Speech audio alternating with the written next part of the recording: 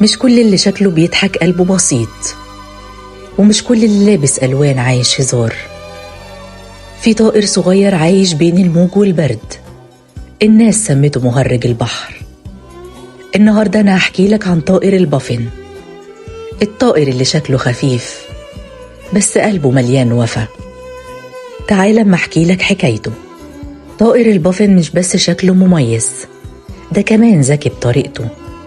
في 3 أنواع معروفة، أشهرهم البافن الأطلسي، وده اللي أغلب الناس بتشوف صوره. منقاره ملون وبيظهر قوي في موسم التزاوج، وكأن الطبيعة بتقول الحب محتاج حضور مش استعراض. وبعد الموسم الألوان تهدى والمنقار يفقد جزء من لمعانه.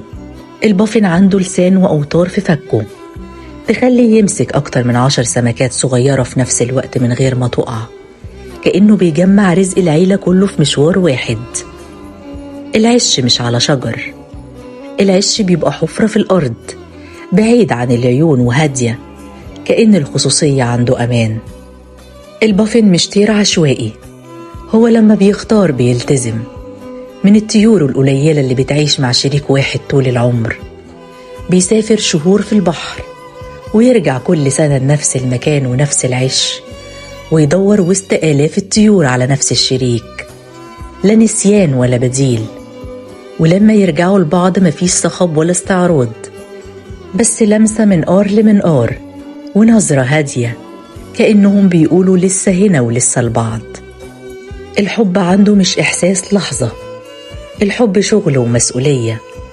هو وشريكته بيقسموا كل حاجة، العش والأكل وتربية الصغار، ولو واحد غاب التاني يكمل عشان العشرة ما تقعش.